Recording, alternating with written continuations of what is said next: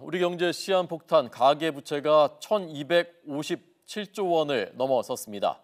정부가 이 가계부채의 가장 큰 비중을 차지하고 있는 주택담보대출 줄이기 위해서 주택 공급을 줄이는 방향의 대책을 발표했습니다.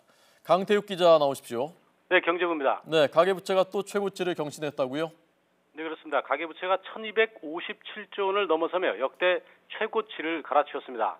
한국은행은 올해 2분기 말 기준 가계부채가 1분기보다 2.7%, 33조 6천억 원 증가한 1,257조 3천억 원이라고 밝혔습니다. 이는 지난해 같은 기간 1,131조 5천억 원에 비해 125조 7천억 원 증가한 것으로 1년 만에 11.1% 는 것입니다. 역시 가계부채 증가의 주범은 주택담보대출입니다.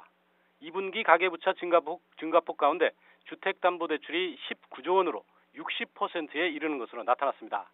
또 상호저축은행과 상호금융, 새마을금고 등 비은행 예금기관의 부채가 1분기 사이 10조 원 늘어나 분기별로는 역대 최대 폭의 증가세를 보였습니다. 정부가 올해 초 가계부채를 줄이기 위해 여신심사 가이드라인을 내놓고 은행권을 중심으로 대출을 조였지만 실제 제대로 작동하지 않은 셈입니다. 네. 자, 그래서 오늘 이 문제 가계부채 대책이 나왔다는데 자세히 좀 전해 주시죠. 네, 유일호 경제부총리가 경제관계장관회의를 주재한 자리에서 가계부채 상승세에 영향을 미치는 주택 과잉 공급에 대해 우려를 나타냈습니다. 이 때문에 주택 공급 프로세스별 관리를 강화해 주택 공급을 줄이겠다고 밝혔는데요. 구체적으로는 LH가 공급하는 공공택지의 물량을 조절해 전체적으로 주택 공급을 줄이겠다는 겁니다. 이럴 경우 자연스럽게 주택을 담보로 한 대출이 줄어들 수밖에 없다고 보는 겁니다. 또 부동산 PF 대출 보증도 신청하는 시점을 늦추는 등 조절하고 심사도 강화해 대출이 느는 것을 제어하기로 했습니다.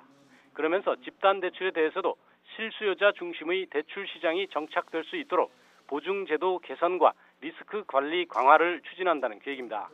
유 부총리는 서민과 취약계층을 위한 대책도 언급했는데요. 맞춤형 채무 조정 지원으로 조속한 재기를 돕고 중금리 대출 등을 통해 금리 부담을 낮추겠다고 말했습니다. 지금까지 경제부에서 YTN 강태욱입니다.